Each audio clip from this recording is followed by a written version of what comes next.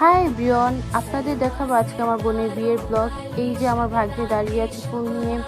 এখানে বরযাত্রী চলে এসেছেন এবং তো বরযাত্রী আসার পরে কিছুক্ষণের মধ্যে বিয়ে শুরু হয়ে গিয়েছে। যেহেতু ওনারা অনেক দূর থেকে এসেছে, তাই আর বেশি দেরি না করে তাড়াতাড়ি বিয়েটা পড়িয়ে ফেলছে। এই যে এখানে আবার একটু খাবার দাবারের পিকচার্স ভিডিও তোলা হচ্ছে। যেহেতু আপনারা আমার একজন ফ্যামিলি মেম্বার্স, তাই আপনাদের সাথে শেয়ার করলাম।